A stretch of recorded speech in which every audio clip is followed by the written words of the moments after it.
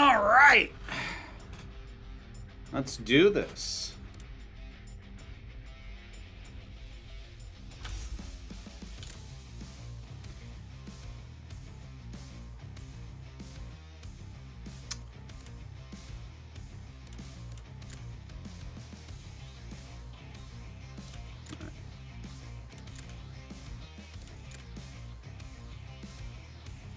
So it's synchron.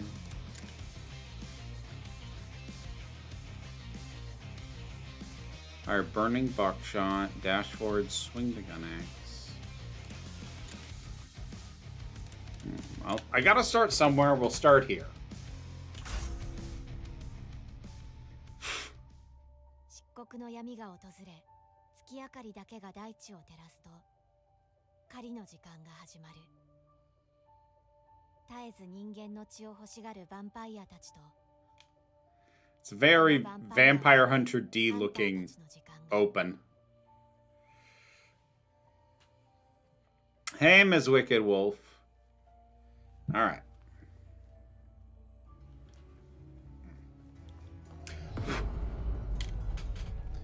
Land of the Abandoned, you say?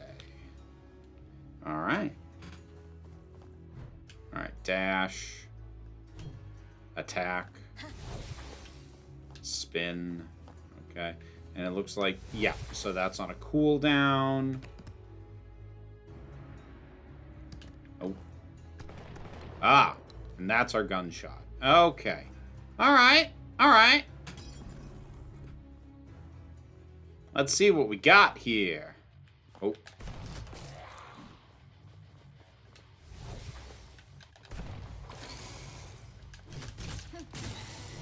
Okay. Feels good so far.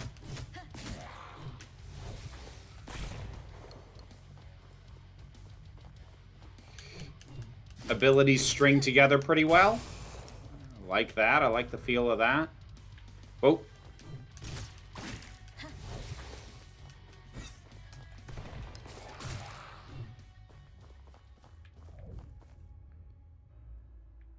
Break fresh blood to obtain bloodstone. Okay, so... Oh, okay. All right. I gotcha.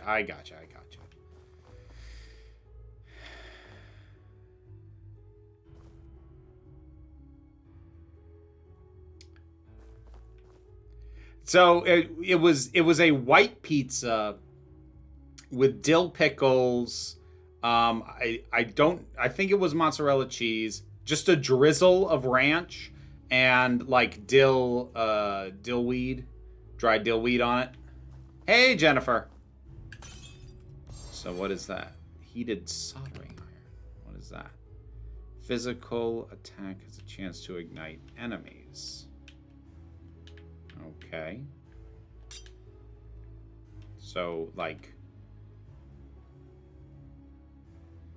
does holding it just give me that? It's not super detailed in its explanations as yet. Figuring this out. Oh, so Taurus then, Jennifer? I suppose it depends on where in the month you fall. Taurus, okay.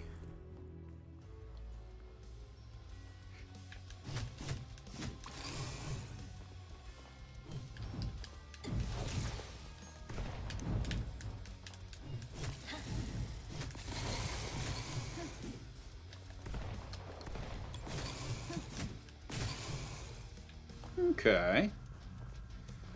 Oh. For how many it looks like it's going to be throwing at me at a go, I like that there's a stun lock.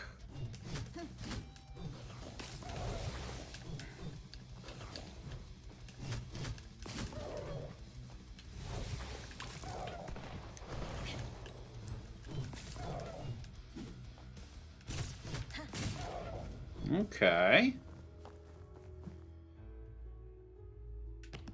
Drop artifact here to enhance.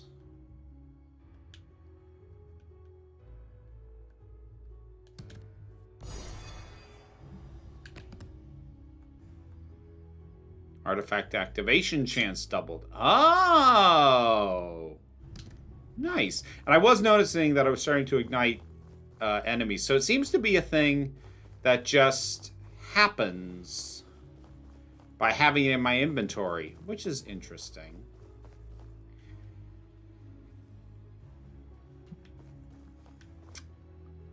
Okay, so we're doing a Hades style thing here. All right.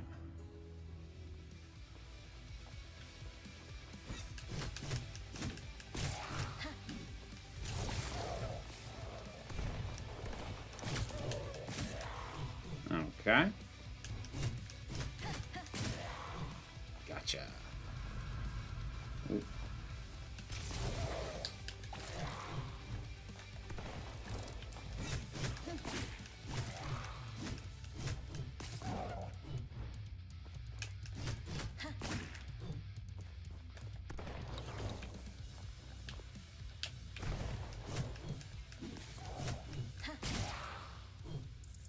Okay. Currency is used by humans. Okay.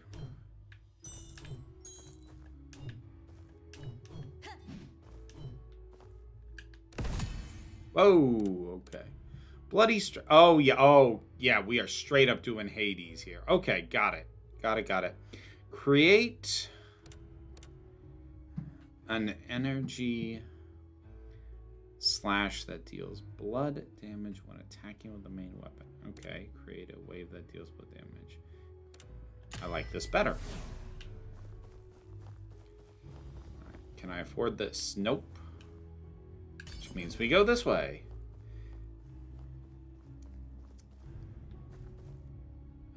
Okay. The animation, the shonen anime I'm watching at the moment has battle nuns. Battle nuns are an oddly common thing. I just find it funny when Christian imagery comes up in anime because they don't have the same kind of understanding or reverence for it that Westerners do, which is fine by me. Speaking of May, last month I saw Revenge of the Sith in theaters again. It's fun to reliving my childhood memories back in 2005. Childhood. Okay. 7th birth. Right. Okay. Namera.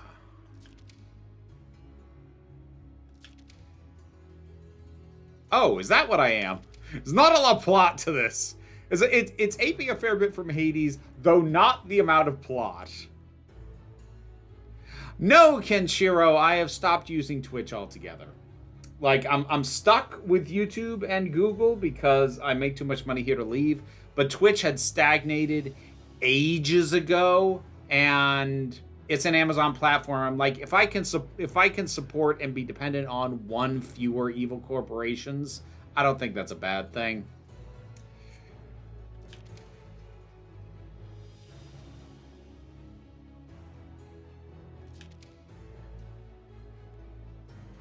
You'll do whatever I wish, will you? All right. Okay.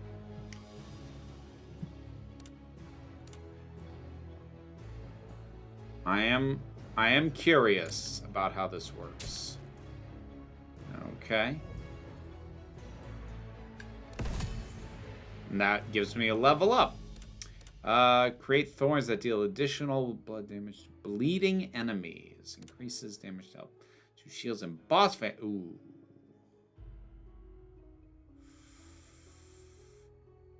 I feel like I'm going to want that later. Reduces the attack power of enemies affected by bleeding. Generates a blood orb proportional to the damage taken. So we resort.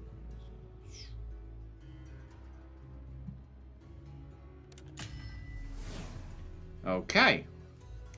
Hey there, Dharma. Much appreciated. Yeah, I can share. So basically, after I got my last payout from Amazon, I was like, cool, I'm out. The only thing that I still am involved in that shows up on Amazon is Quill and Sword, because that's, not run on my own, on my own channel. That's Bobby's channel, and that's fine if that's how he wants to do it. He's the DM.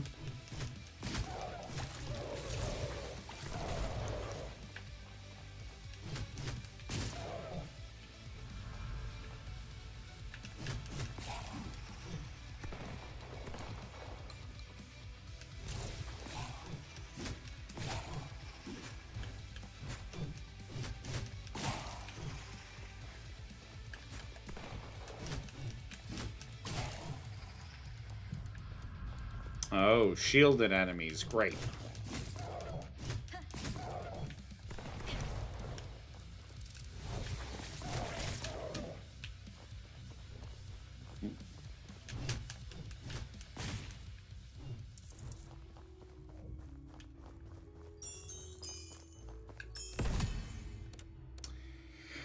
Excessive bleeding. 10% chance. Ooh, yeah, I could use that, as I'm not in great shape at the moment. I don't know what either of these will lead to. Ah! Alright, let's try this one.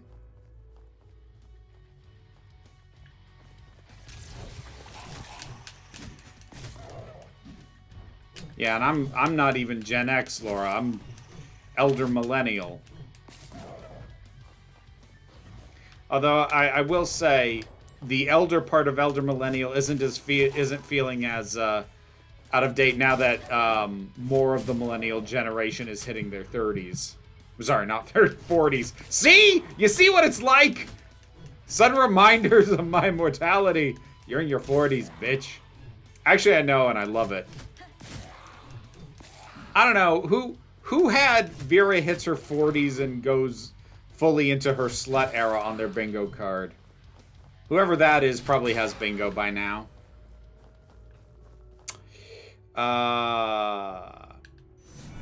Lovely. Okay. So that's what that is.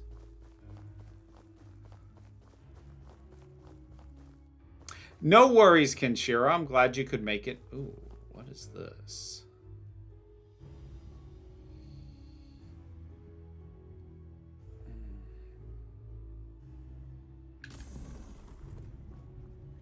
Oh. Excuse me. None of that.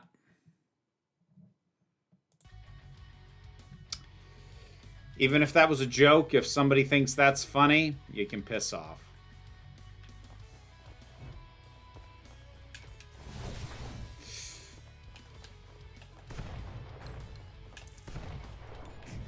Ow.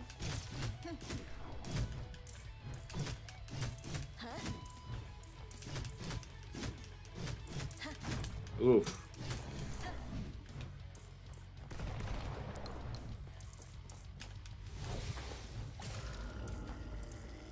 Ooh, gotcha. Solid gem. Physical damage plus 15%. That's great. I really need a means to heal, though. Like, really badly. Thanks for stopping in, Dharma. It's much appreciated.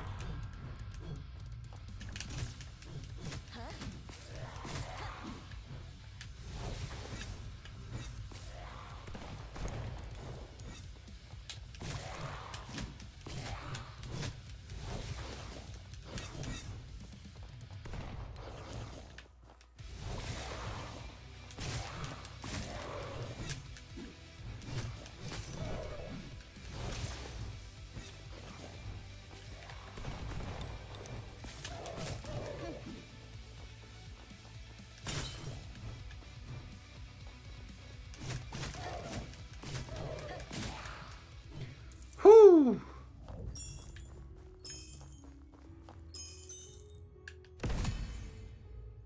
Survival instinct. Limit the damage taken from a single attack to 30. Well, that's gonna kill me regardless right now. I'll take it anyways, I guess.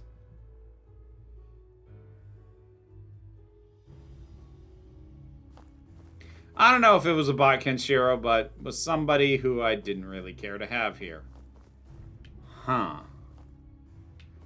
Hmm.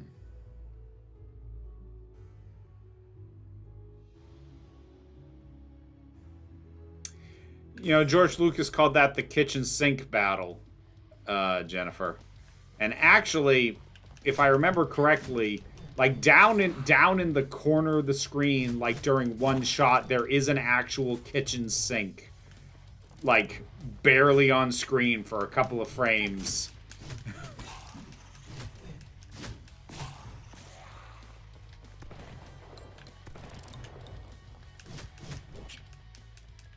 Ah, got me.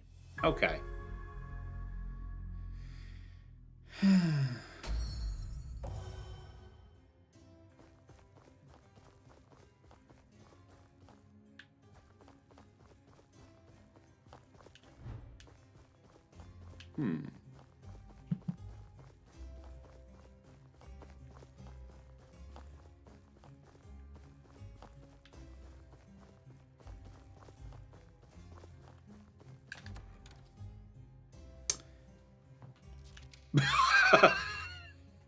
That's a lot of thigh.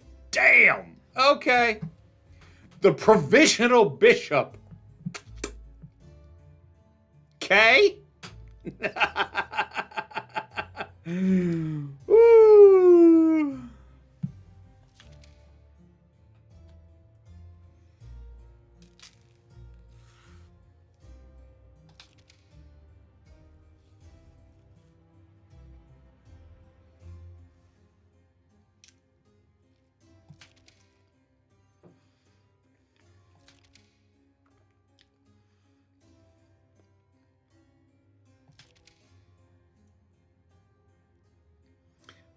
I hope you enjoy it, Rowan.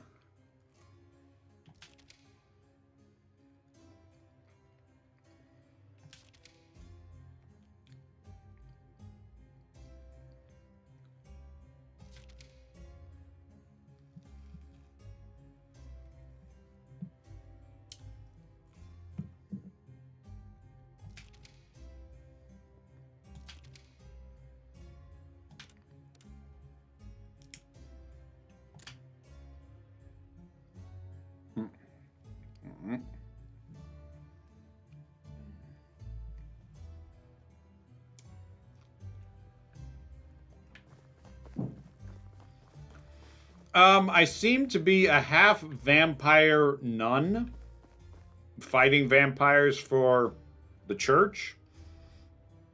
When it's like a made up bespoke religion.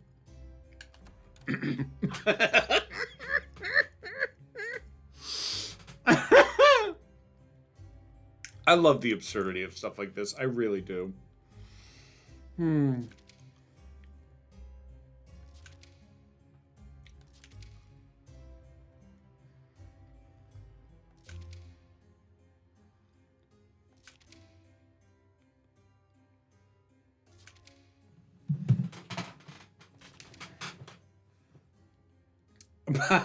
Okay.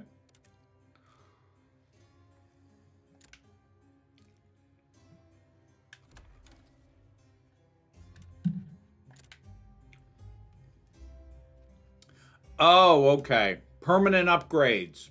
Right. Okay, so these red stones I really want. I don't currently have any. Got it. Got it. Got it. Got it. Okay. Okay. Noted.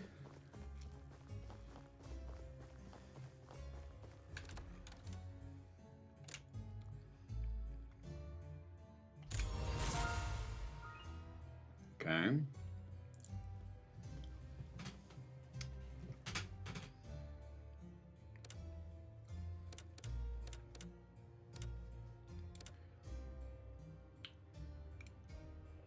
All right.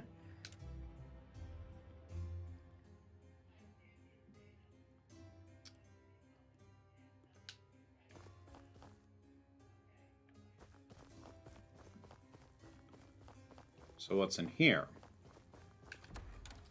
Whoa! Okay. A torture technician. Hello, you've reached the TT department. How can I assist your torture?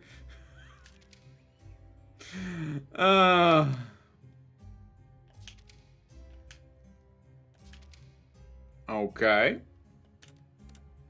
Sounds unpleasant. Oh.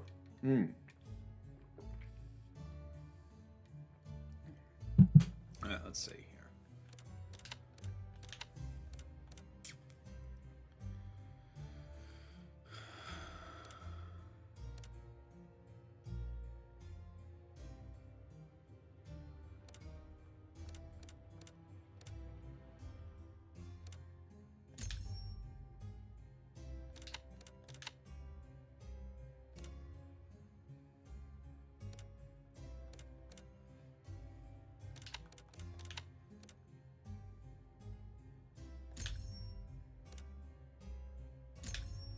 Okay. All right, I see what we're going for here.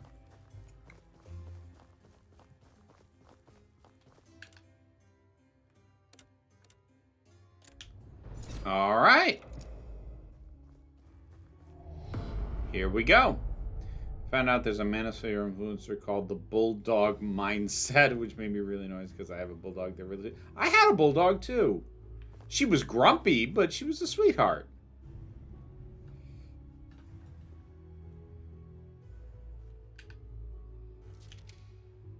Sister Seraph.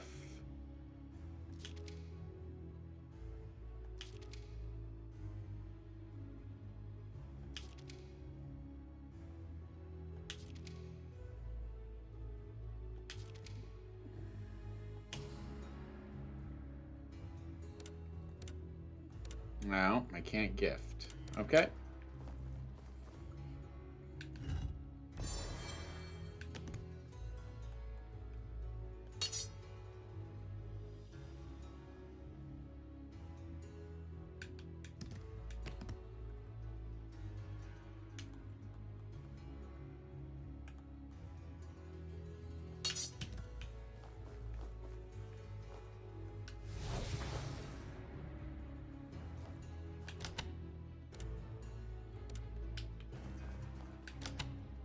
Yeah, I've just got the one. Alright, let's switch to the Sacred Gun Axe. Alright, let's do this!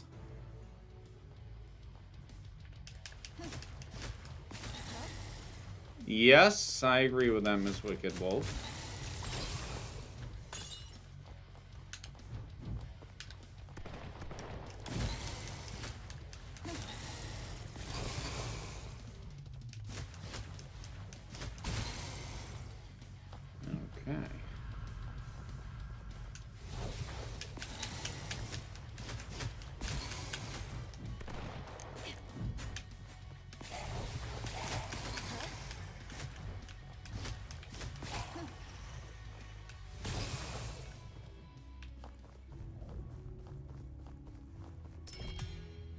Ruby.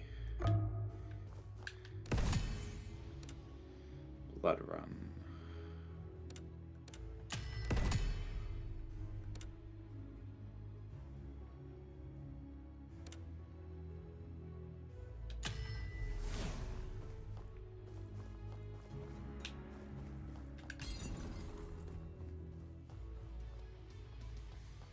Well, it's definitely not actually Catholicism. And I'm not going to go so far as to say that the studio is for sure Japanese. They're certainly going for anime, but I don't know that for a fact. What I will say is they are kind of doing the thing that happens in anime, which is this very, basically taking a Christian aesthetic and not really caring too much about how any of it hooks up to actual Christianity or Catholicism or nuns or priests or anything else. Like, they're already talking about a goddess named, I think, Lumina. So, like, it's clearly not meant to be Catholic directly as a one-to-one. It's just taking the aesthetic and doing its own odd little thing with it.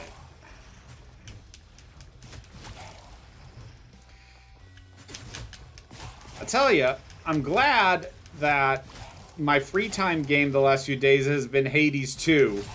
I feel like that prepped me for this.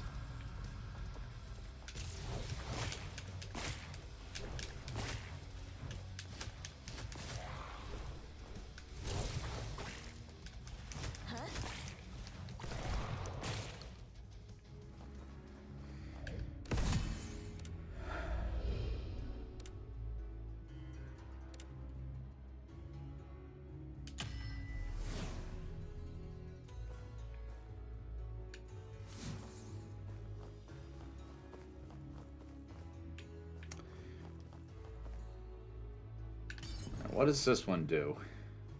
Legally distinct Catholicism? Exactly. Hello. Oh. Lillian. To be fair, we do the same thing with Buddhism and Shinto imagery and Western main fan. Oh, absolutely. Like, I wasn't saying any of that as a criticism. Just a statement of fact.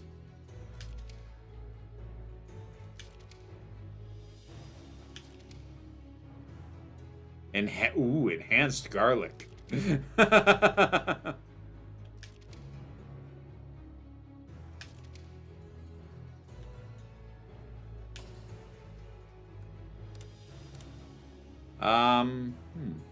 mean, sure. I'll gift somebody.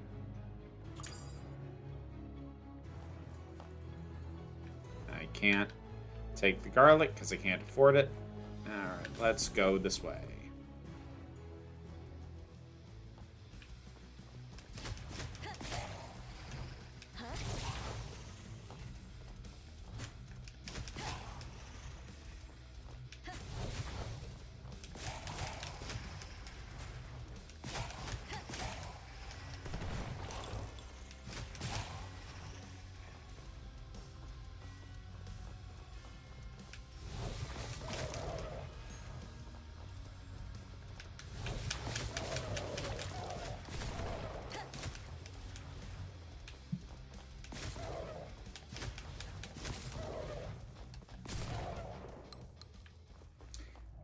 I tell you, taking that last hit with the shotgun, that's satisfying.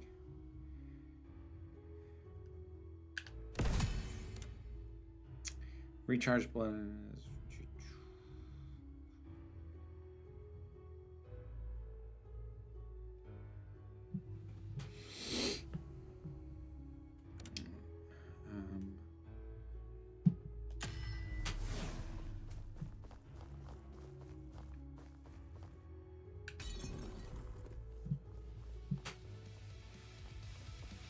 I did 255.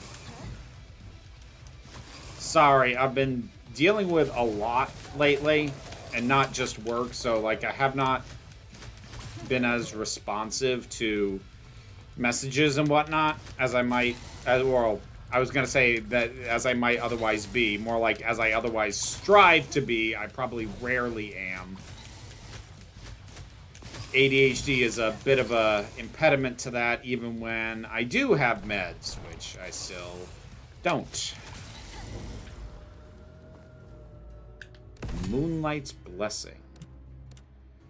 Bats Ultimates. Okay. Spiral of Blood, Blazing Blood. I like bats. Okay. Left trigger to activate that. Got it, got it, got it, got it. Cool. Cool, cool, cool, cool, cool.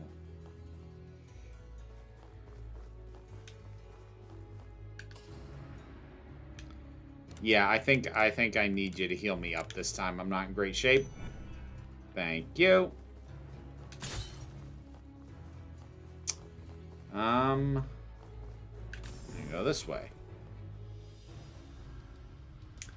I would love to see Sinners. It's not playing anywhere near me. It is nearly an hour drive away from me, and while I could maybe, and I do mean maybe, I've got a lot of stuff that's eating up my time right now. But I could maybe carve out the 2 hours needed to watch the thing. What I can't do is carve out a total of 4 hours to account for travel time.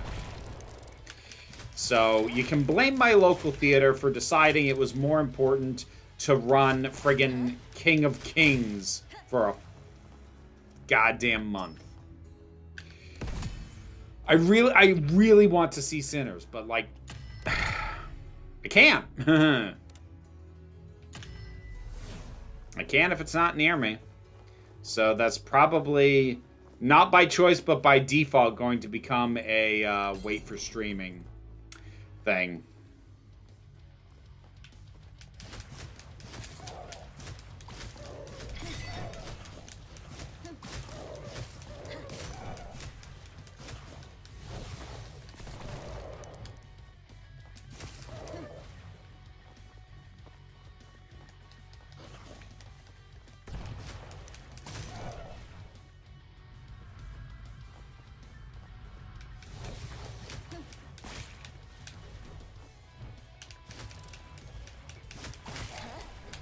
Shoot. You know what this game could use? It could use a sound effect for when you get hit, because there isn't one. And as a result, I'm not always certain when I've taken damage until I check my my health up in the corner.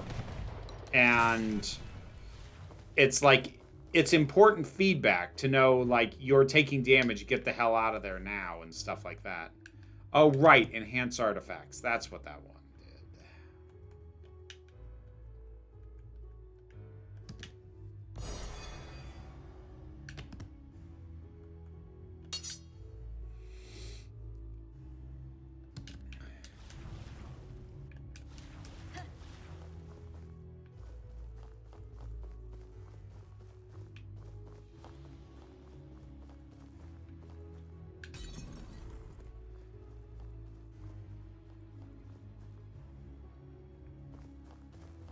Hey, anyone who wants to see that movie, I hope you like it. I'm still annoyed at my local theater for running that for a damn month.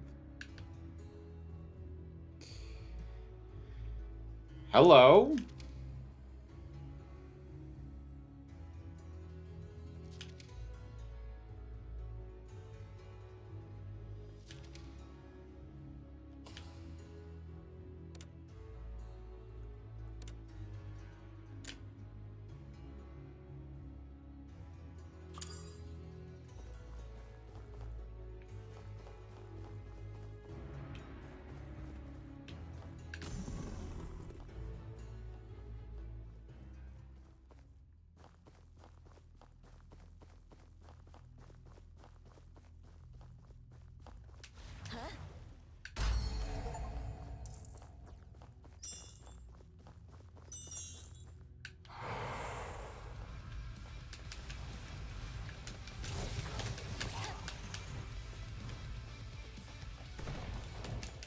Yeah, see, there it is. Like, there's really no sense of impact when I get hit, and the game could kind of use that.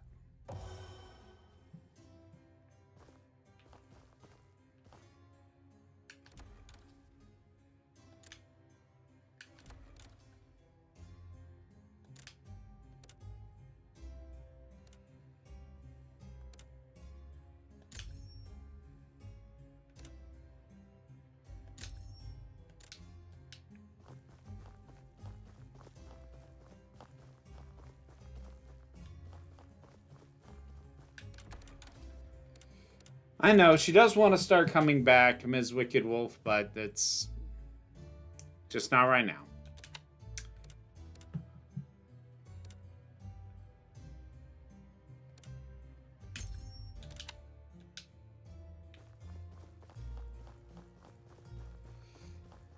Okay. Now here's my main question. Am I allowed to switch to one of the other three nuns and base characters? And it seems like no, which seems a little unfair since you made me pick one before I had any idea how any of them played.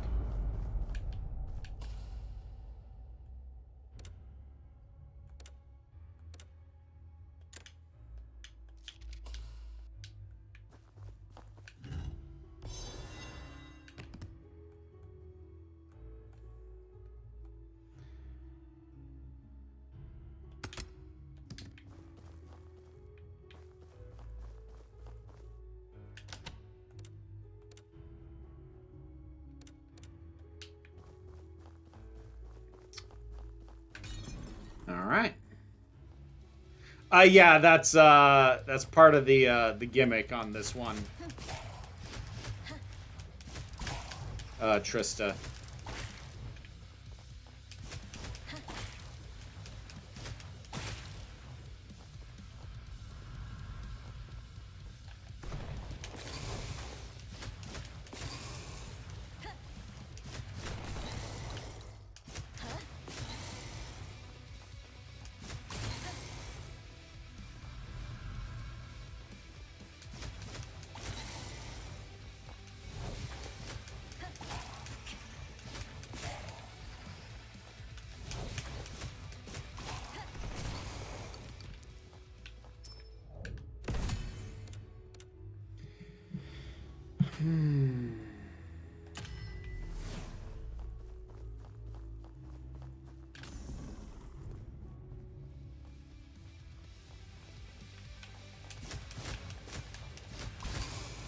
Carowin's just taking it easy for a little bit. It's kind of what she needs at the moment.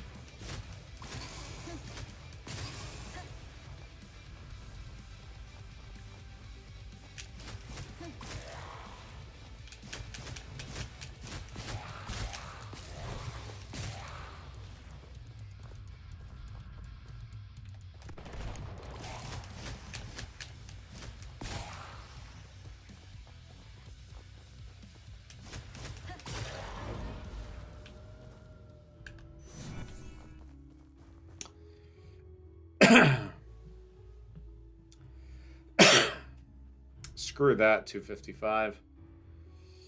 Adam Pearson, who you'll know from Under the Skin, is playing Joseph Merrick in the new film of The Elephant Man.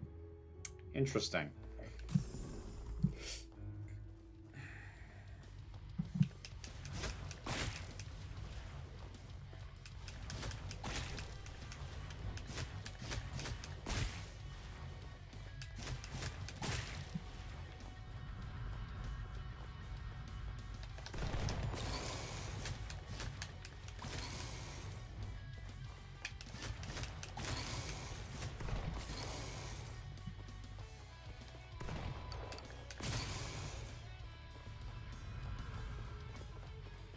If I had $1 million, if I had $1 million, I'd buy John Merrick's remains. Ooh, all them crazy elephant bones.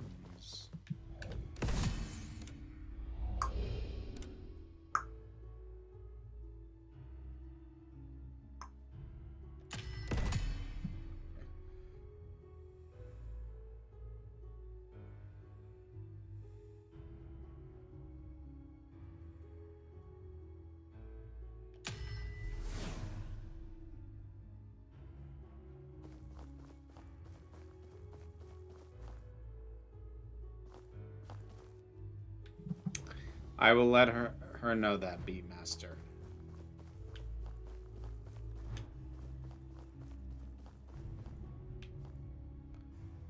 You're welcome, Trista. Hello, Inspector. Hope everything is up to code.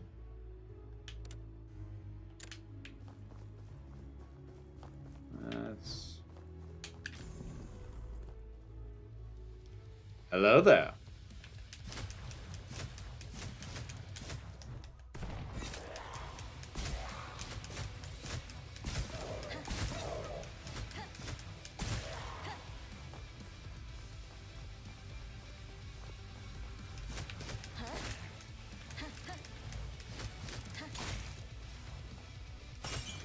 It's very funny to me that like the hello there has become so associated with Obi-Wan Kenobi.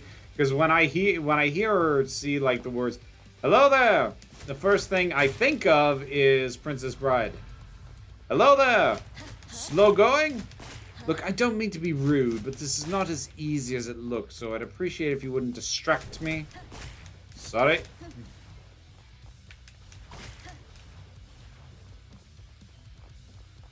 I do not suppose you could speed things up.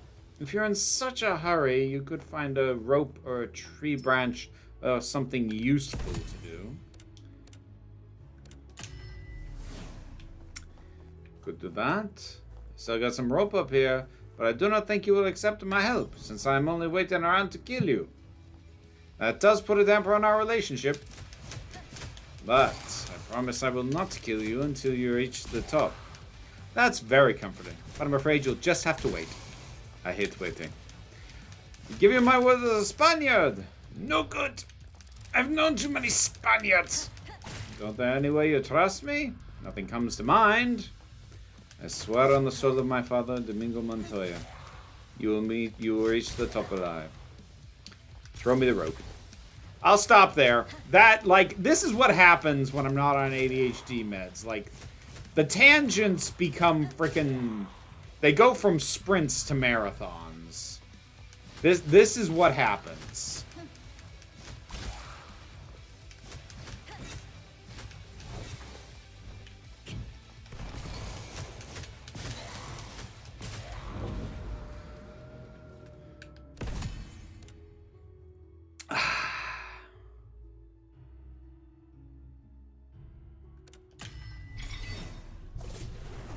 Okay.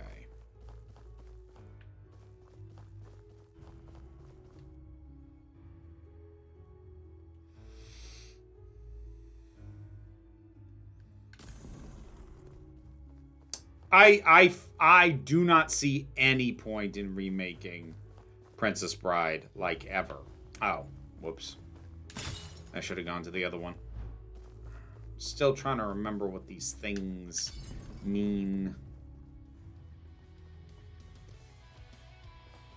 I did see that. That was fun. That was a fun little thing.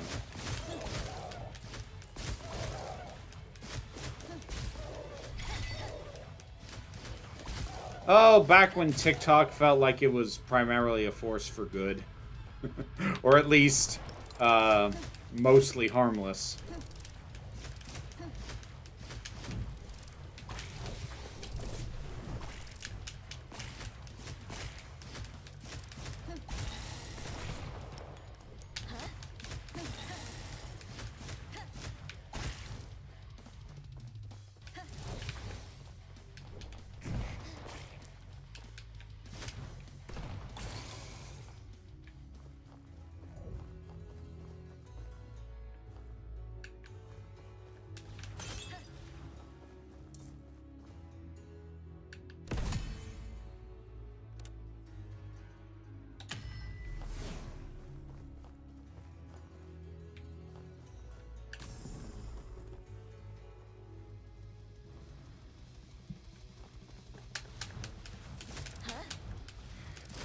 See, I think the reason for that, I think the reason Rob Reiner doesn't get spoken of in those terms is kind of twofold.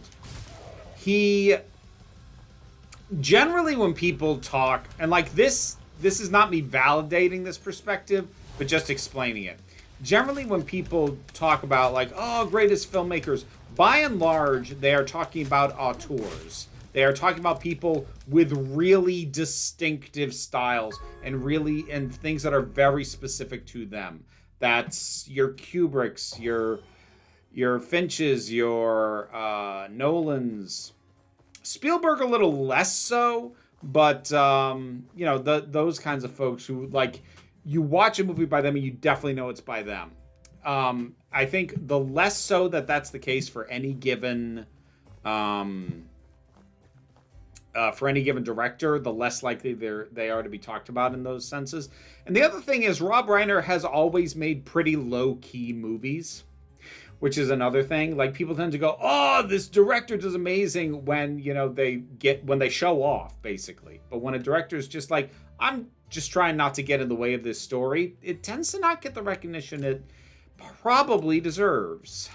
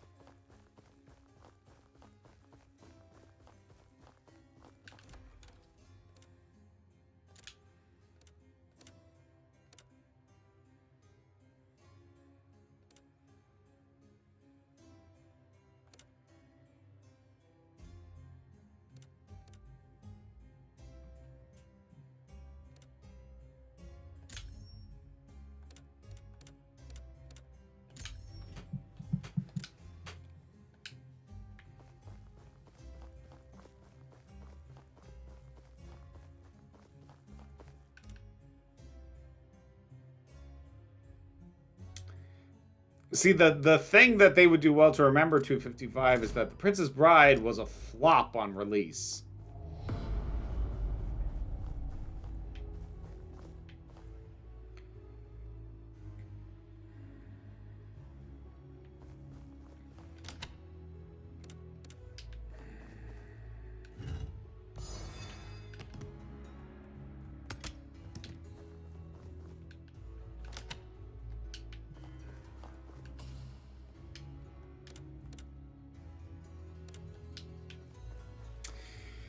Favorite movies that aren't part of a franchise?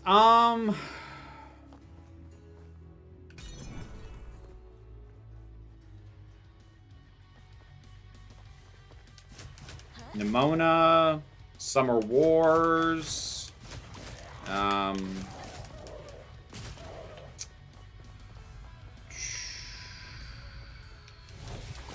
sorry, I'm trying to think and play.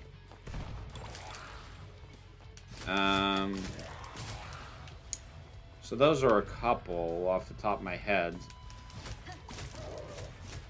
I mean, I really adore I Saw the TV Glow. It's a harrowing watch for me, but, you know. Now, here's a question. Would you consider a film that has been remade to be part of a franchise? It never had sequels or spin-offs, but it's gotten remakes. Would you consider that a franchise film? I'm curious.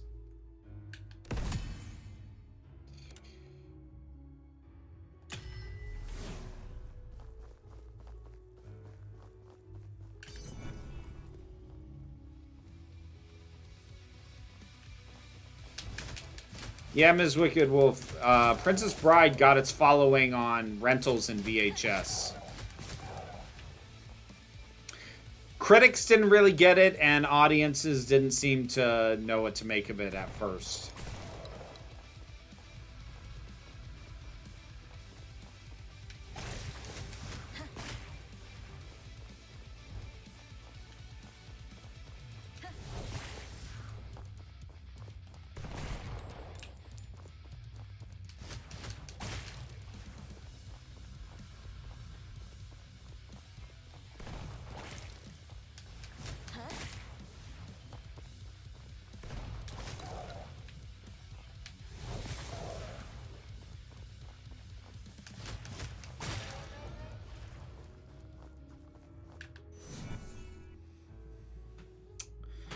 Back in the day, Lindsay Ellis made a video where she argued you'd have to consider Michael Bay an auteur. Oh, he absolutely is an auteur. Auteur is a neutral term in terms of quality. Like, it doesn't mean good, it means distinct.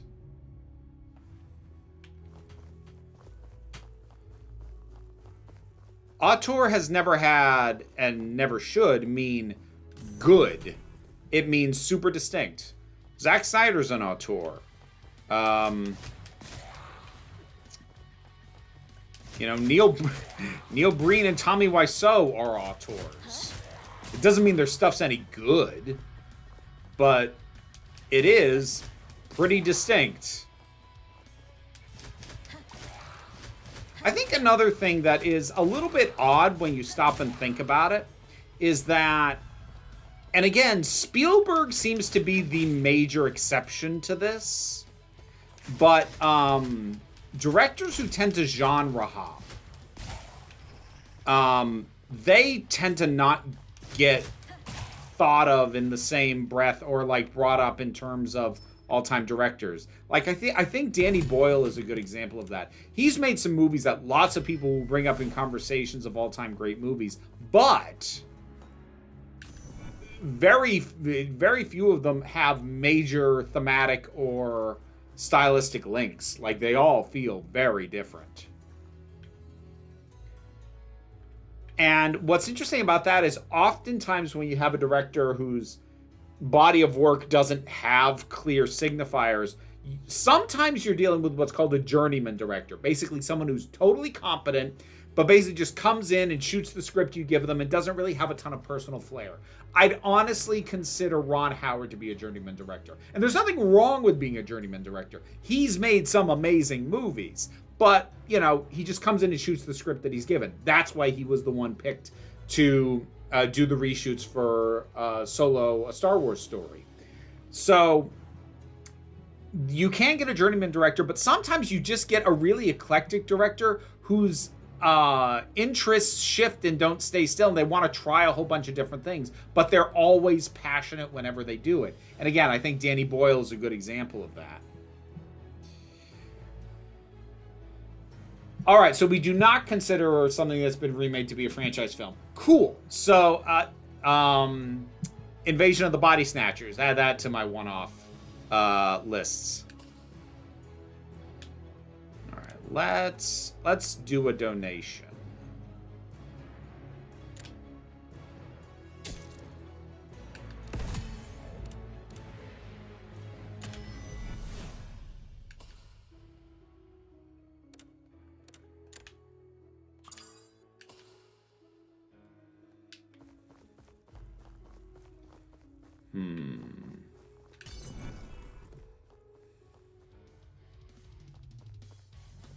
I think he's harder to spot at a glance.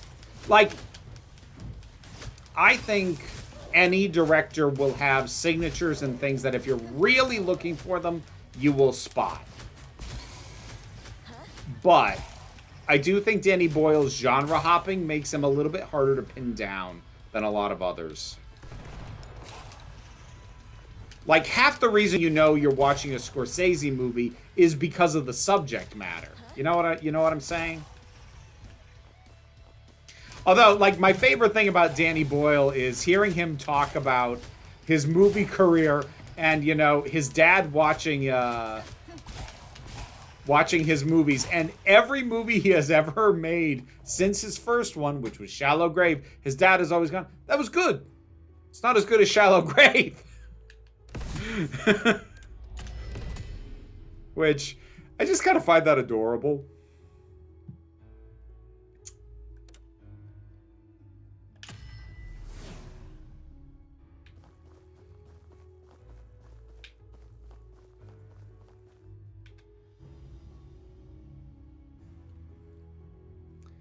I haven't seen the 90s one, Rowan, and so I won't be indulging that. The 78 Invasion of the Body Snatchers is an all-time movie.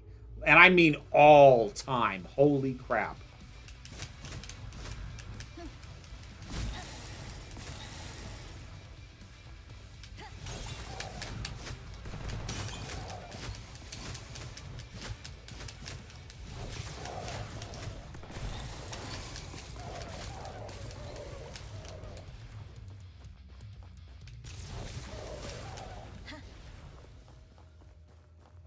That was a frenzy.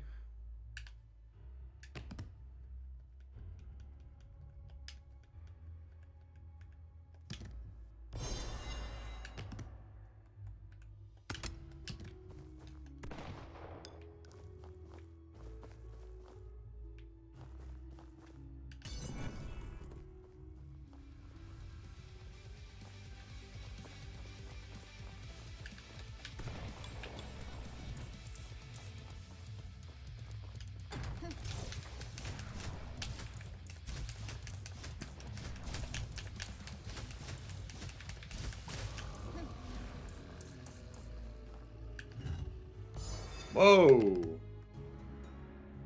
33% chance to deal additional physical damage when the main weapon hits the enemy. Nice. I'll take that. Wish Alex Garland will write another movie for Danny Boyle. Unlikely, but damn, those two were pure magic. Yeah, and I've also liked most of Alex Garland's solo work. I never got around to Civil War, and I did not hear good things. But Alex Garland's solo work, like Ex Machina and especially Annihilation. Oh. If you want a go-to example of Lovecraftian beauty, Annihilation, I think, is my go-to thing that I'll point to for that. Scary saying that film is Robert Duvall's cameo at the beginning. It is something, isn't it? Ah.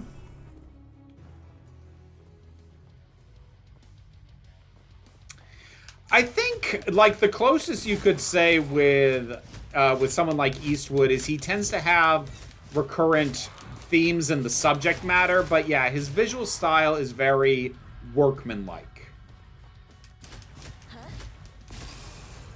Like, he is one of those people who likes to explore, you know, certain sets of ideas, and if you look at his body of work, you can go, oh, I can see the kind of material that attracts him, but that doesn't mean he puts a ton of personal flair into it. And again, like, being an auteur is not an inherently good thing, nor is being a journeyman director inherently a bad thing. They're just options.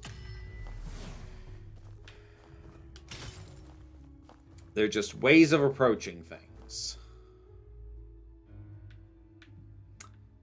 Like, I have no interest at this point, I think, in film direction. I'll tell you what I'd really like to do, though. I would love to co-direct with someone more technically minded. I would love to, like, work on the overall thematics and work with actors and, you know, help construct the notion of it, but, like, not be responsible solely for the technical side of it, just because I don't think I'd ever focus up enough to be helpful.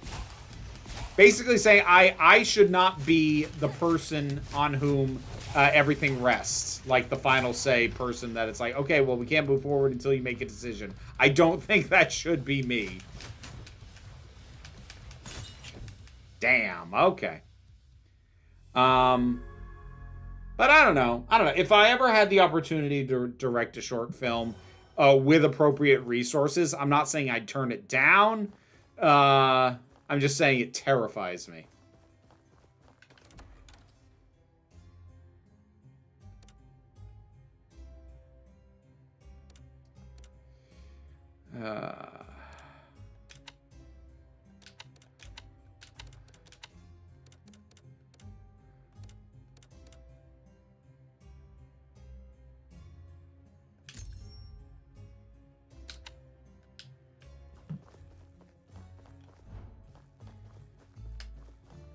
So there's definitely a grind to this in terms of the, you know, the whole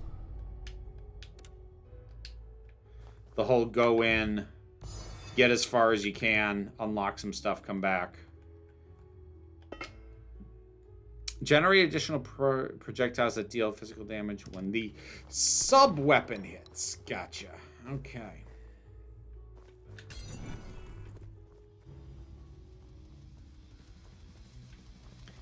Let that be Jesse. So, like, we'll see if anything ever comes of it. But, like, I kind of have worked with Jesse insofar as, like, Jesse has written scripts for stuff that, you know, may or may not ever happen. But I've certainly enjoyed.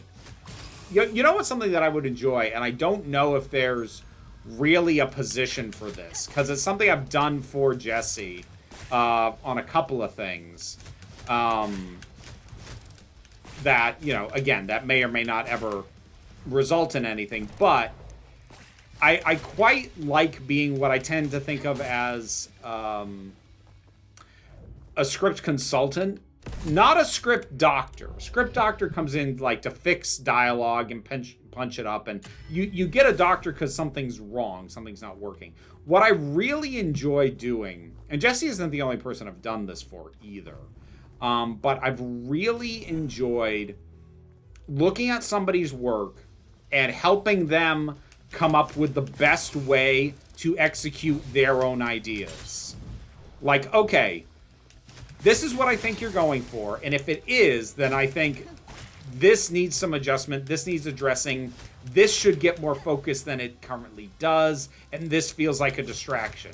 Like, I really enjoy it, not from any kind of objective, I know what's best, but, like, getting other eyes on your work from somebody who can respect what you do, and having them take a look and go, awesome, this is great, here's how we make it better.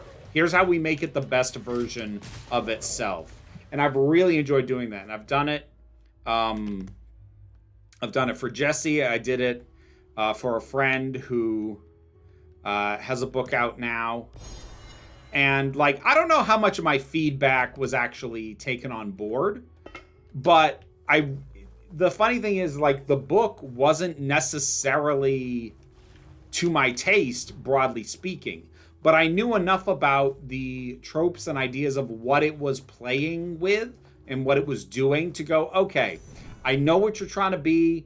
Here's some ways to like tighten that up a little bit and make it an even better version of that. Because like, I don't want to come in and tell somebody what they should be making from the start, but helping them improve the thing that they have, I really enjoy doing that.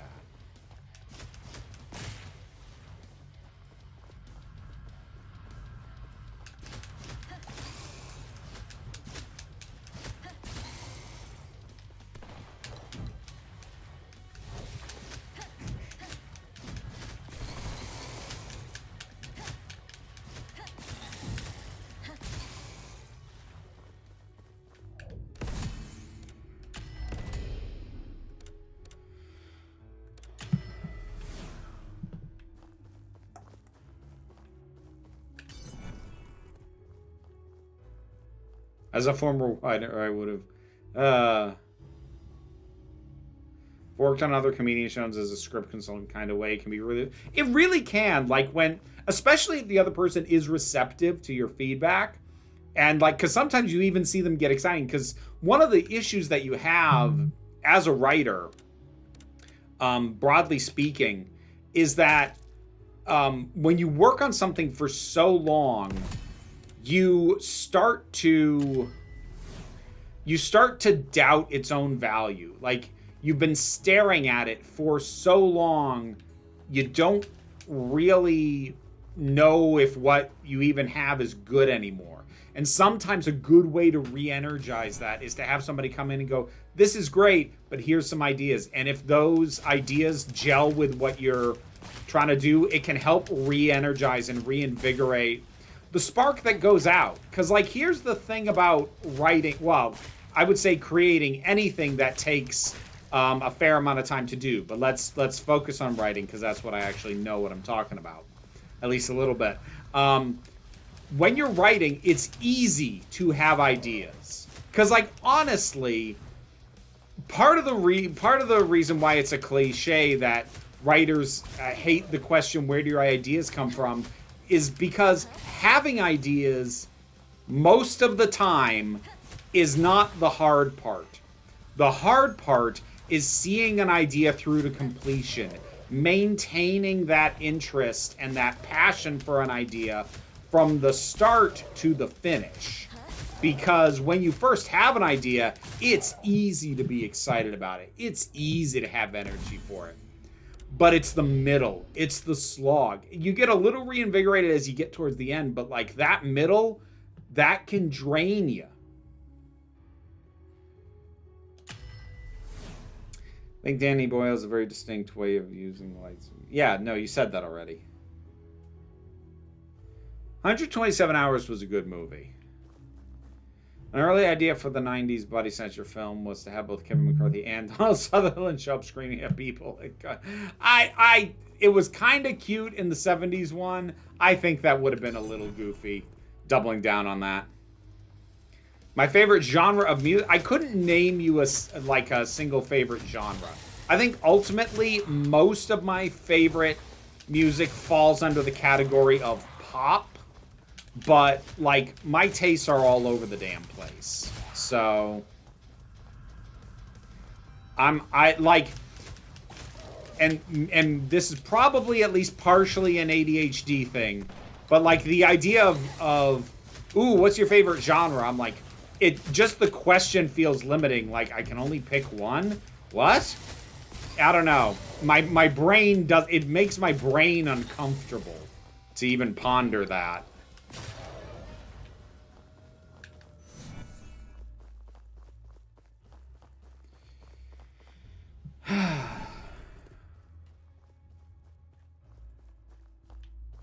I mean, that can be hard too, Bryce. Like, that is something that, like, there's things that get easier with practice, and there's things that get easier with discipline.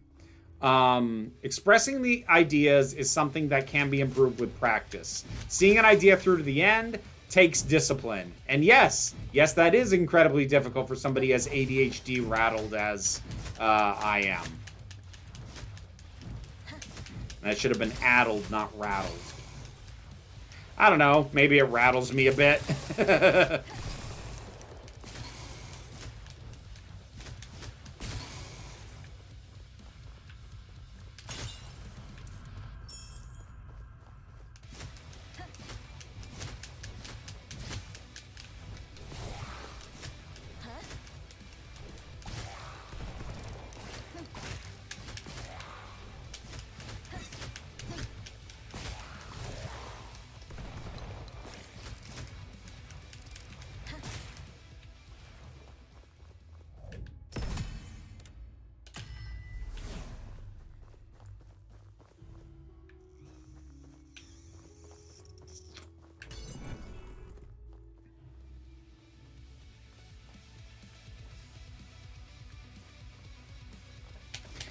I mean, that's one of the risks of making a movie based on anyone who's still alive.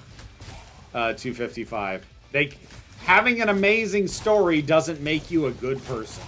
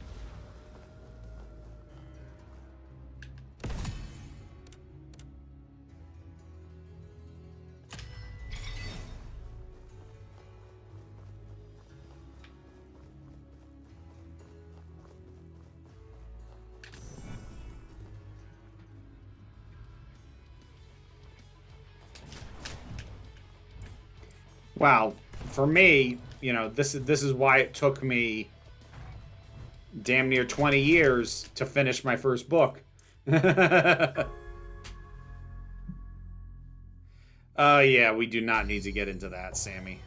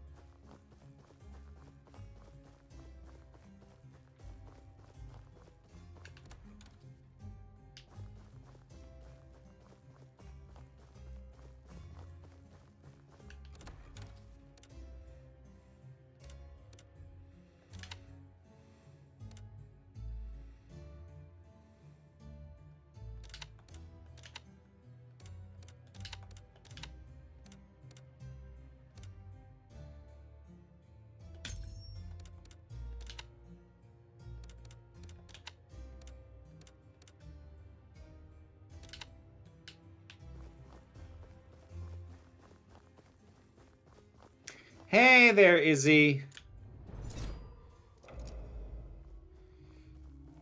It's available basically through any bookseller you care to find, Bryce. I know statistically most people get it through Amazon, but you can get it through Barnes and Noble. Your local bookstore or even library should be able to get a hold of it through Ingram. You don't have to know what that means. They will.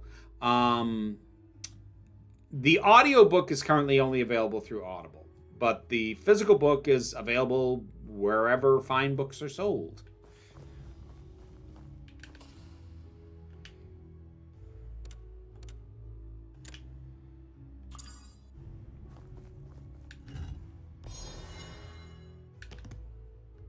Ricochet Boomerang, that's new.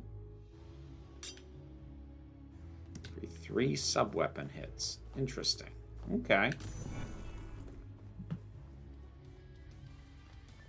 Might go on a Star Wars base.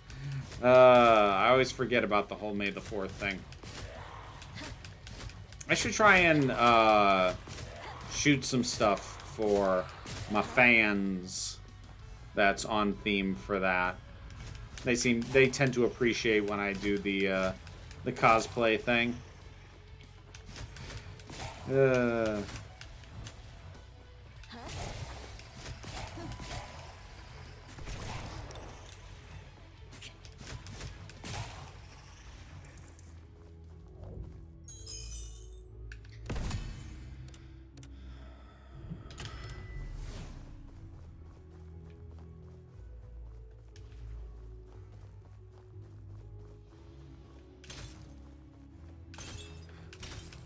I would not want to try and direct my own work. I think I'd be insufferable.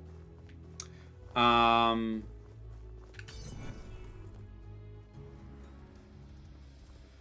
mean, Jesse, maybe.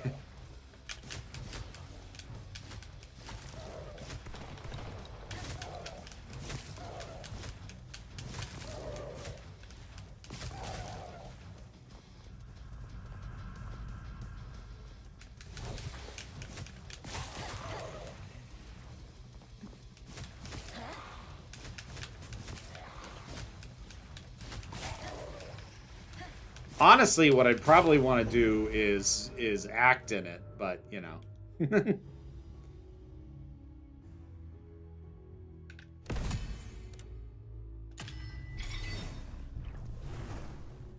Okay. A while back, someone on your Discord briefly thought I was Ian Banks because they assume people only commission books they've written. While that has happened, I have had people commission their own writing. I think it has to date only well, depends on how you want to count it. It's happened with 2 different writers, although one of them commissioned me to take a look at a trilogy of books they'd written. So it does happen, but like most of the books I've been commissioned to review were definitely not from the authors. That having been said, that is a thing that happens. And if I had the disposable income to be able to afford, you know, getting people with bigger platforms than me to review my book, especially if I could get them to review the audiobook, I would do that. I can't afford it, though.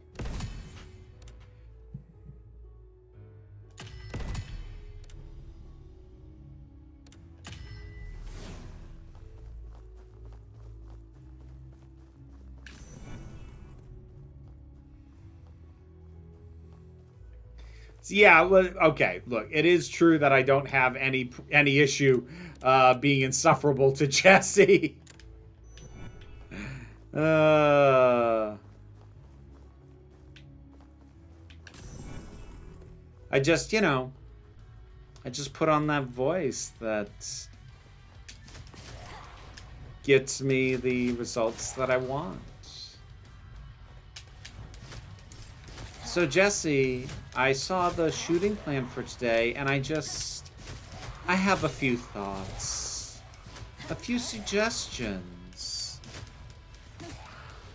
Don't worry, I'll be gentle. Nah.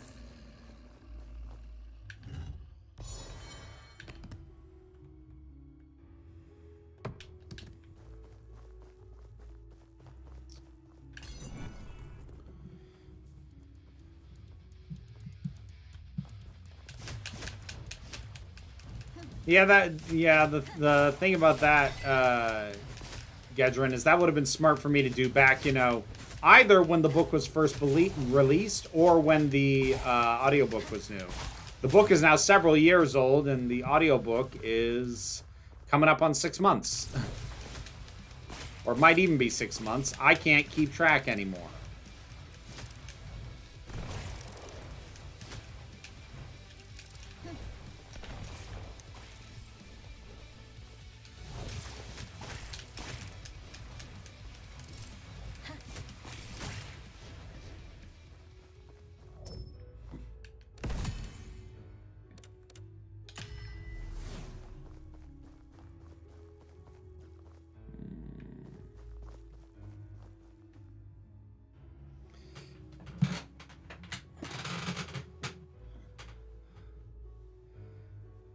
Is there any reason why Leonard Nimoy is wearing that cover? Did he just show up going, I'm wearing this? Why, Leonard? Roll film.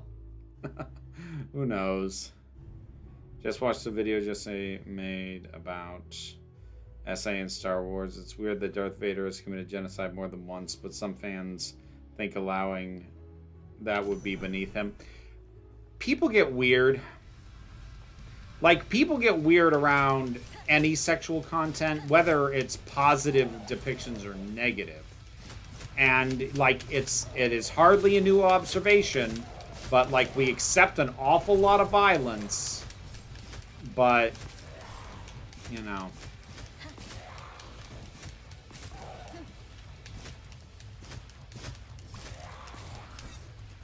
And not to mention the fact, like,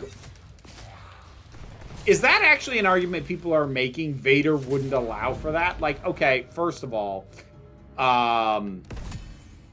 BS. Second of all, and more importantly, like, this is what the dude does when he thinks he can get away with it and there's no one else in the room. That's the freaking point. So, yeah, it was very strange to me that that became as big a topic as it did.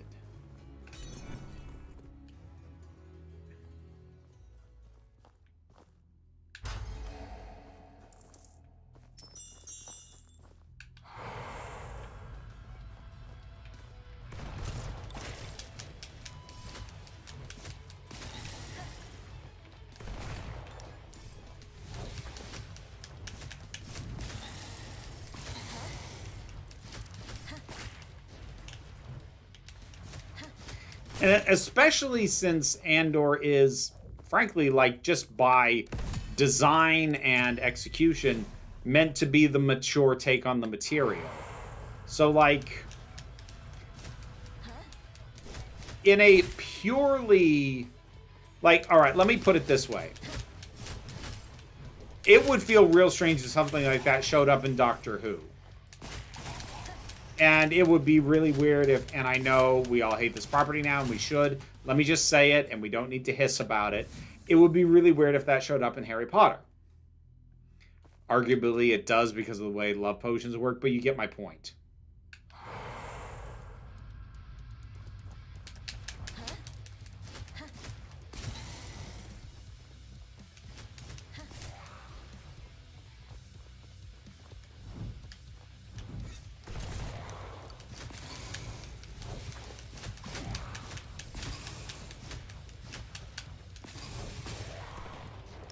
I'm starting to get the hang of this.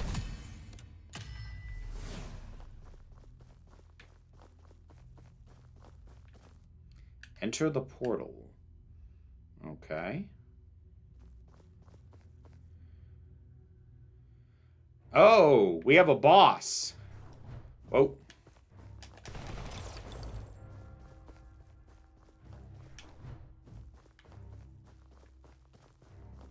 Oh.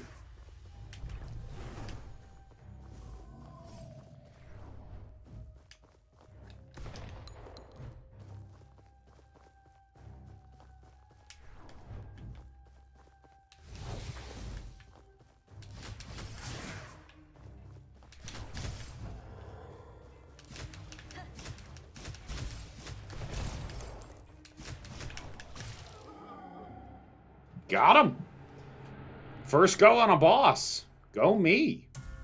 He was slow moving and really telegraphed his attack, so like that did kind of feel like they gave me the kiddie pool boss on that one.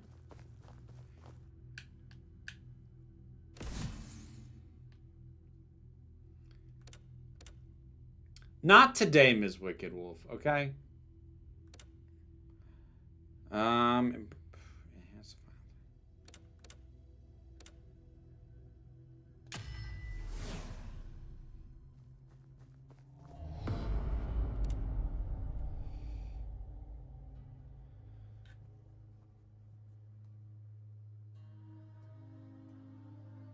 Yeah, I think 2 seasons is a real good call on Andor. And also, as the second season is shaping up, like they having the themes parsed out across these two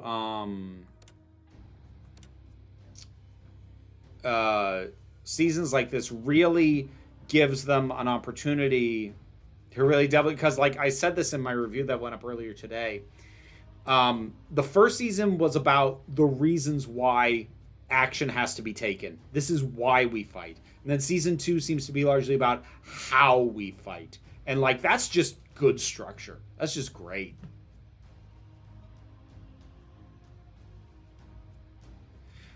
Hey, Jaboogie. All right, let's see. Well, definitely that.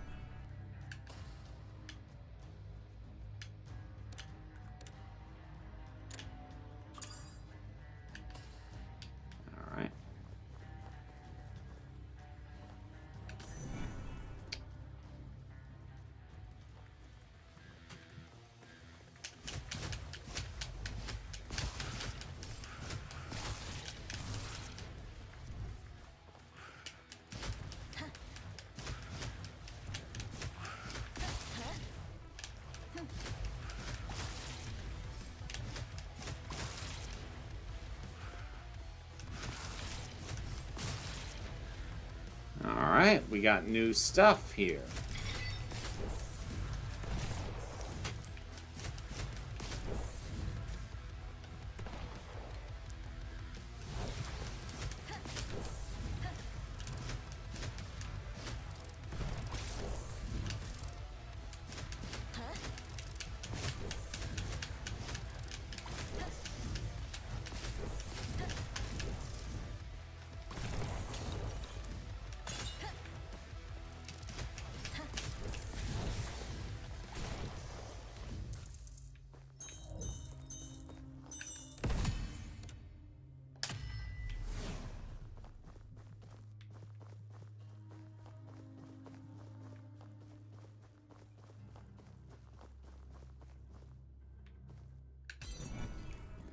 Don't we all, Trista?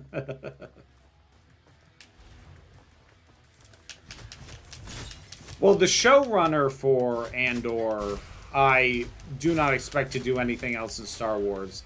He is doing what he personally finds interesting to do in this setting. So I would not expect him to ever do anything else in Star Wars after this.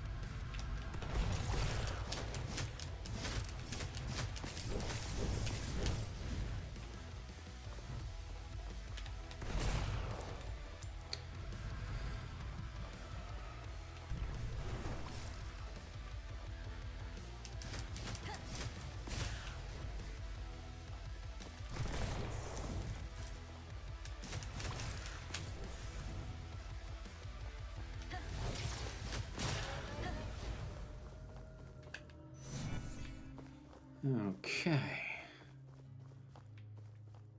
trying to remember what this was. I feel like fans sometimes forget Anakin and Vader are supposed to be the same person. Yeah, it seems like that sometimes.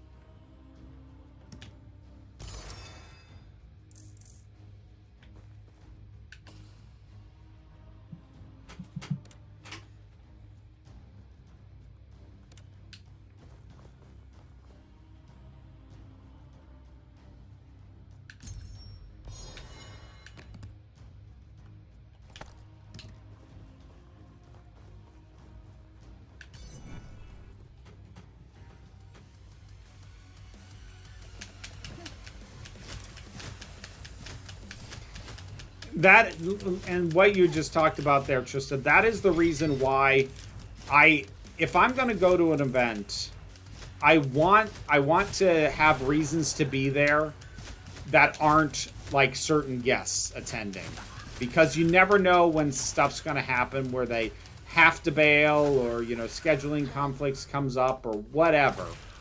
The only time I've gone to a con strictly and only for the purposes of meeting a guest there was Tim Curry. That was the one time I did that. And I'm not going to say I'll never do it again, but it's unlikely. Although also I'll note that was in Boston. So that was a con that I could just make a day trip out of. And I didn't have to, like get a flight and plan a weekend and get a hotel room. You know what I mean? But still, that was the only time I went to a con explicitly, expressly, and solely for the purposes of meeting a person. Otherwise, it's like, well, here's a con I intend to go to. Who's here? Oh, cool.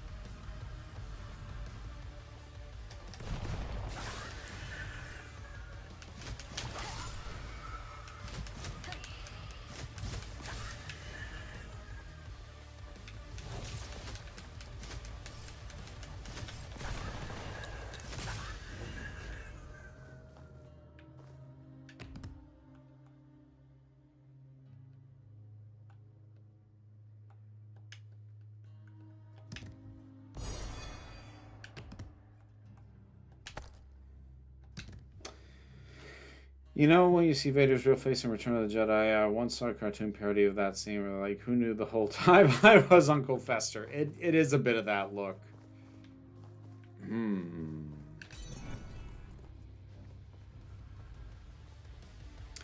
He was a very good Long John Silver, Genjin. That said, I really liked Eddie Izzard, Eddie Susie Izzard, as Long John Silver. If you haven't seen the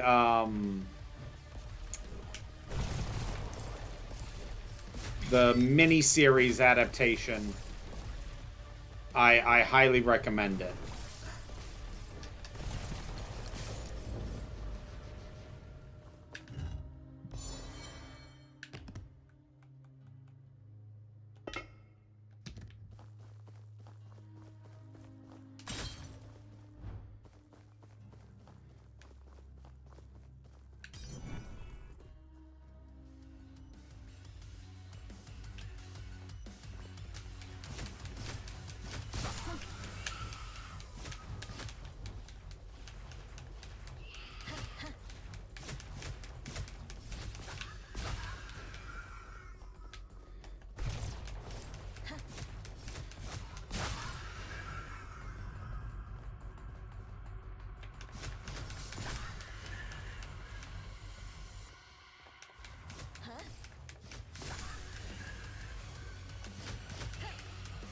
Well, Star Wars discourse is completely screwed. It has been for a while.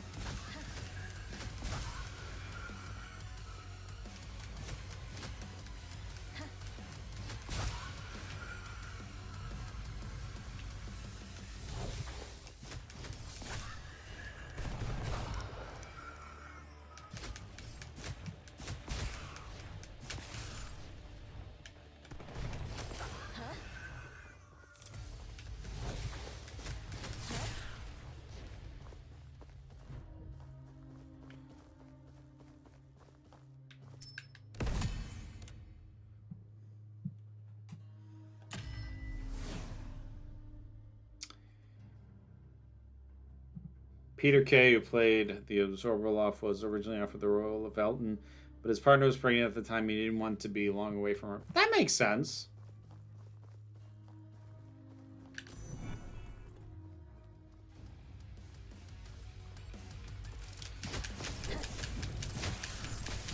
I wish I could remember the name of the actor who played Long John Silver in the 50s Disney version, because he basically invented the quote-unquote pirate accent. Like, it wasn't a thing. The "Arr, matey. Who be ye?" Like, that whole thing. That wasn't a thing until he basically made it up. Yeah, Susie Ozu was fantastic. Defeat the boss vampire without taking damage. Wow. I didn't take any damage in that fight? I thought I did good. I didn't realize I did that good. Dang. Go me.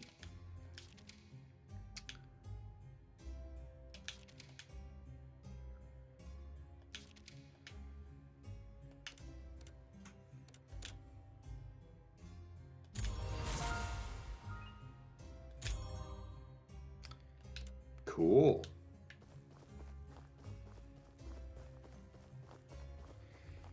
Yes, I know, and he exaggerated it quite a bit and like messed with it. But yes, I forget the actor's name, but he had a natural West Country accent, and then he just went bonkers with it. And bless him for it.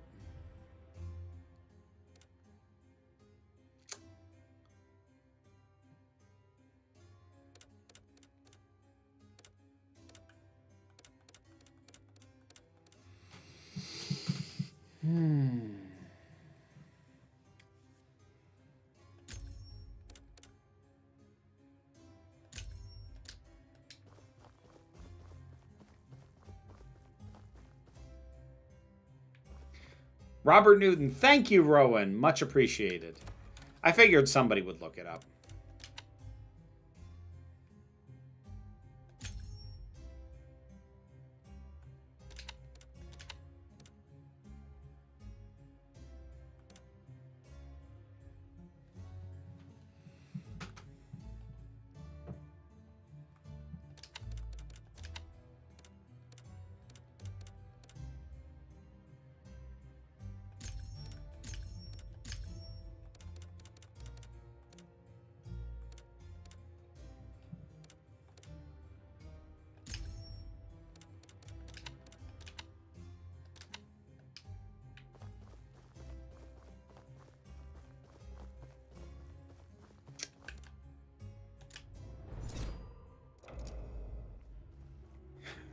Me mateys be quadruple D's.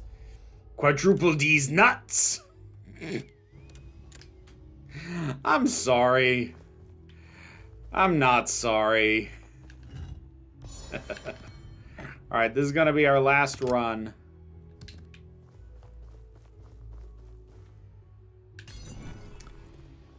Because we've hit our 15-minute warning.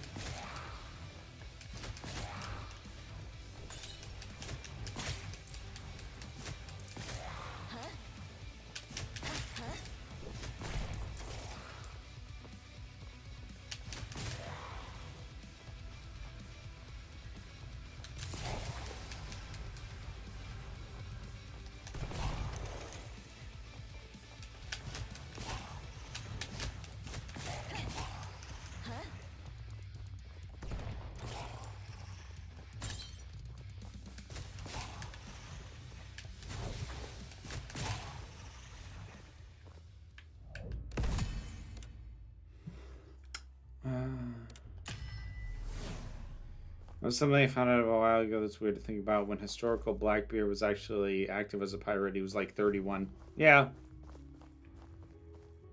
So, like, what kind of thing is this? Oh, it's items. That's the kind of thing.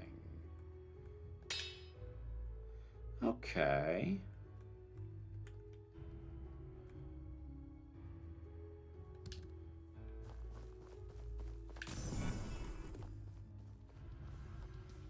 He also played Bill Sykes in 48's Oliver alongside Alec Guinness in a very uncomfortable fake nose.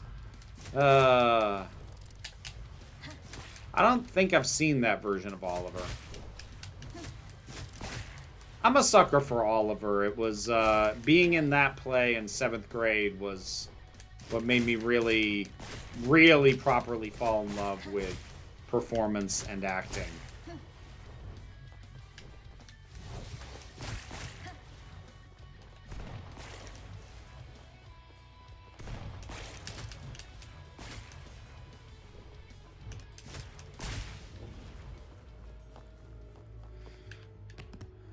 What do we want to upgrade?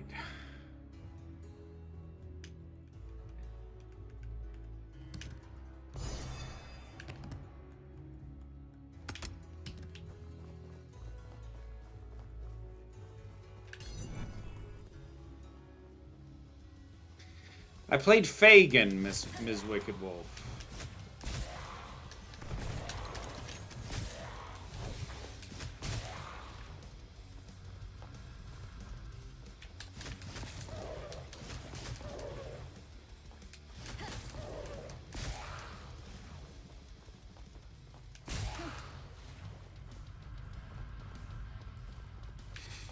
Please, sir, I want some more. That wasn't my part, but yeah.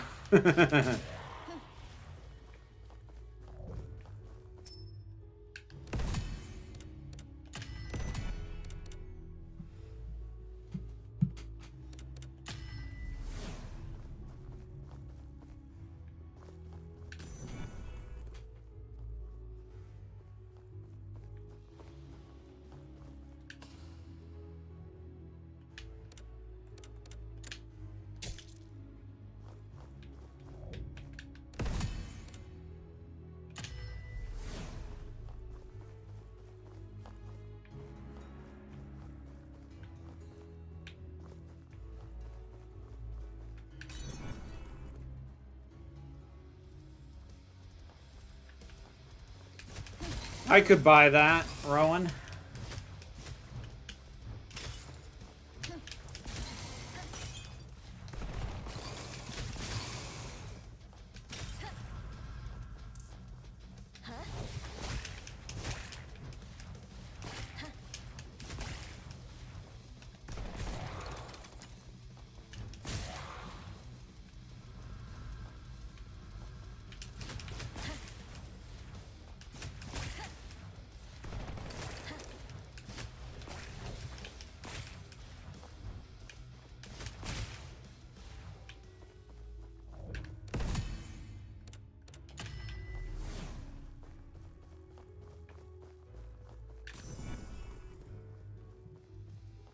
Ugh.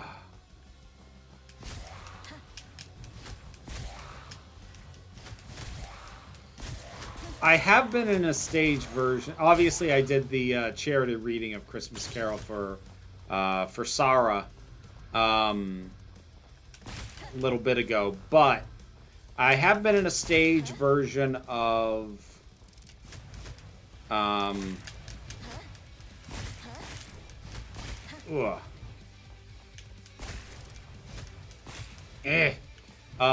Christmas Carol before. It's a version written with the it's a minimalist version with basically no set, with the intention that the performers play multiple parts. And see if I can remember everybody who I played in that. I played Marley, I played Fred, and I think I actually did play the same part that Sarah had me read the pawnbroker character.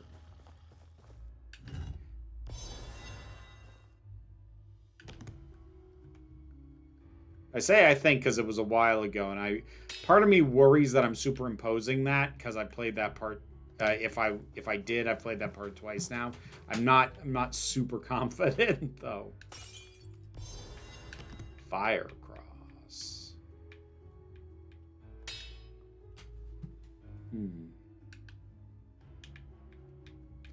Hold on. Can we rotate? We can rotate. Okay. I don't think there's necessarily a better position for me to do for this lineup, but still, good to know.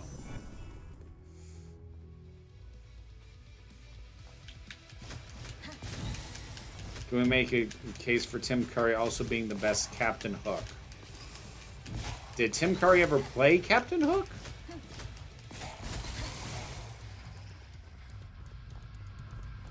I'll tell you what I would have liked to have seen. What would have been amazing. Tim Curry was not the original as in first time it was played anywhere, but on Broadway, Tim Curry was the original Amadeus for that play.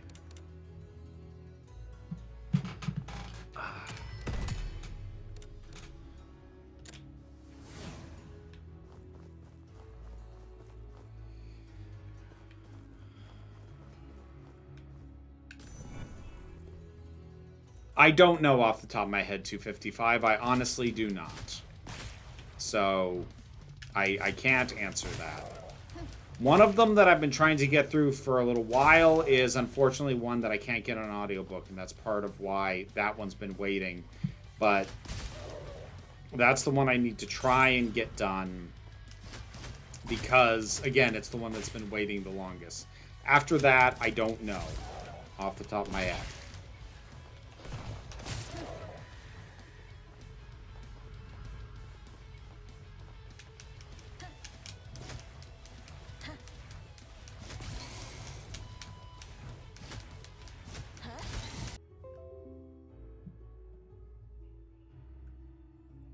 Okay.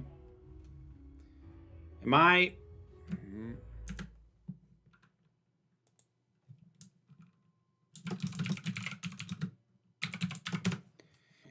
I still on? Because I got notification of basically a hiccup in the stream.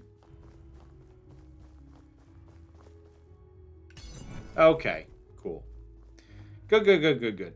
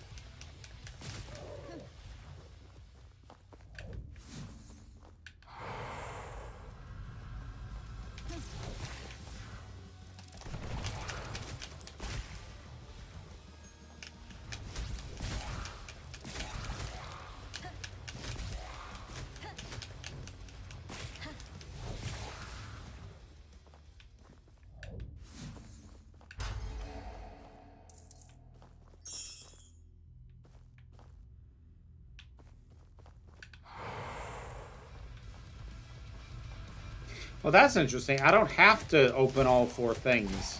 I can stop once the coffin appears. Interesting.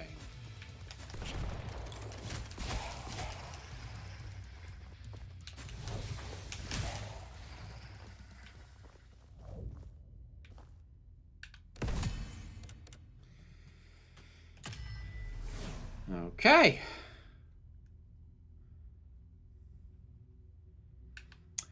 Uh-huh.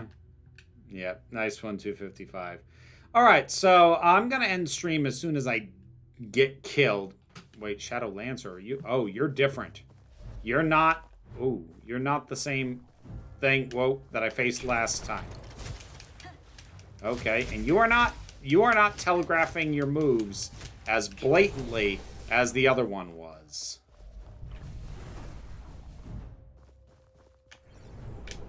Whoa, whoa! Jeez.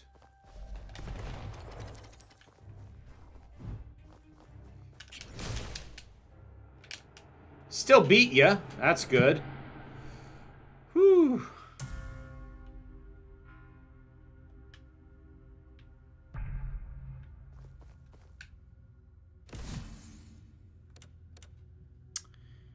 Increase main weapon range. Let's go with that one. So, in terms of what's coming up.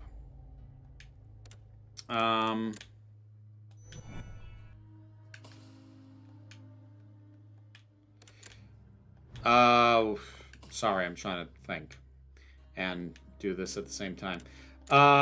Video on the latest BS from Neil Gaiman is tomorrow's video. Apologies for that. I might play more of this on stream next week. I think I'm going to be inclined to try something new.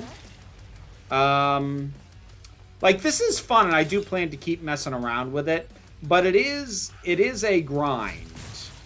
And lacking the story focus of something like a Hades, the grind is a little bit more evident as being a grind. But I'm having fun with this. I can see it as something I'll keep playing in my off time. So there will be a new Jumpgate podcast right here on this channel and on the podcast feed on Monday.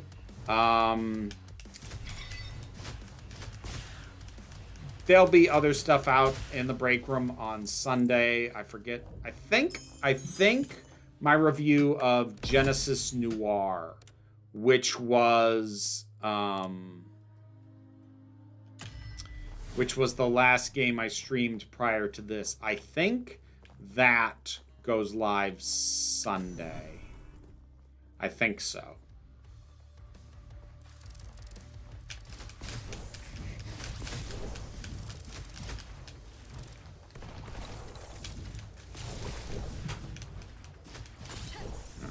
Whoa.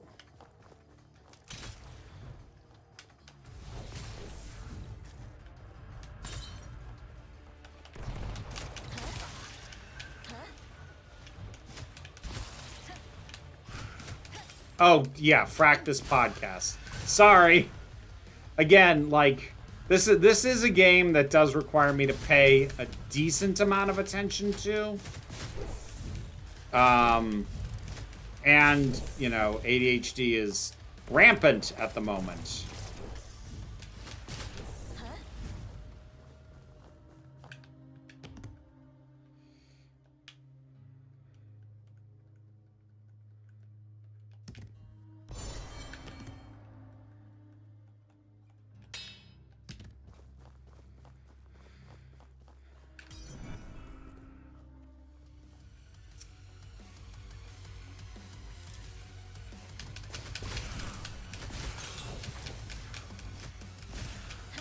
I'll still keep the stream going until I get, killed.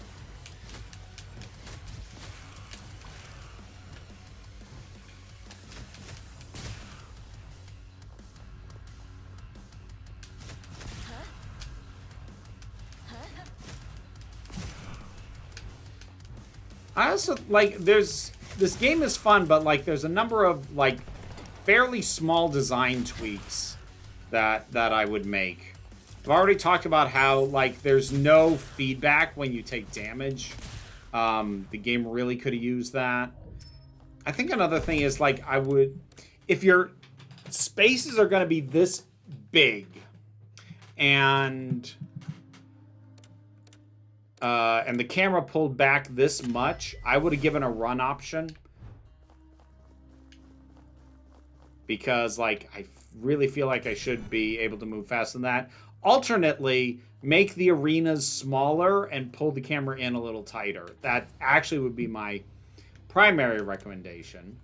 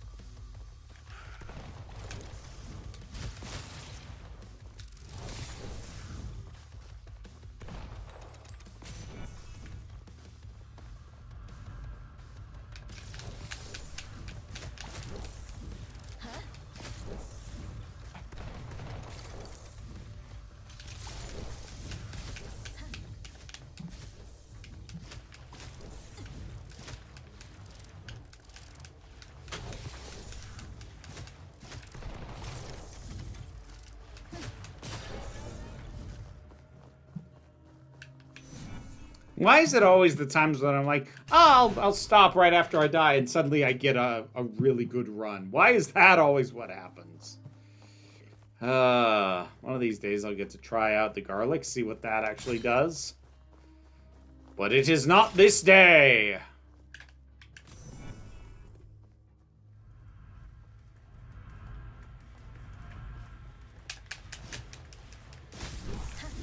I also think for how many segments there are in each, like, overall area, there really needs to be more enemy variety than there is.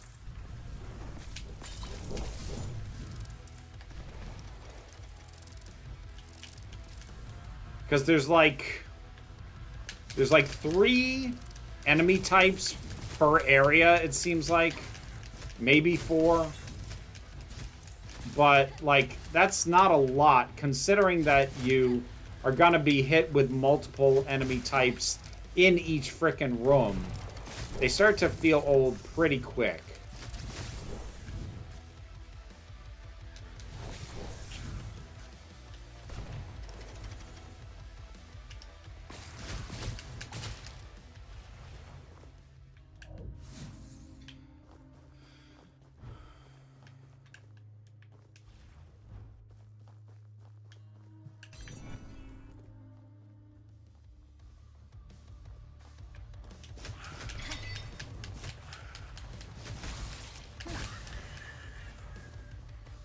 See, like, the thing is, gameplay-wise, Gendron, this is very much taking its cues from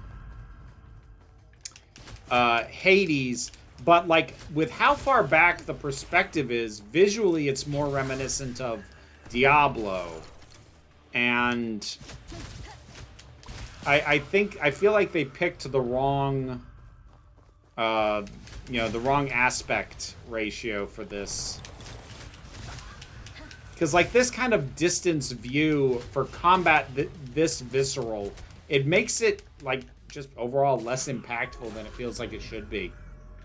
But I'm still having fun, and as I said, I will probably mess around with it in my own time. But thank you all for joining me. You take care of yourselves out there. Be well, be safe, and be kind.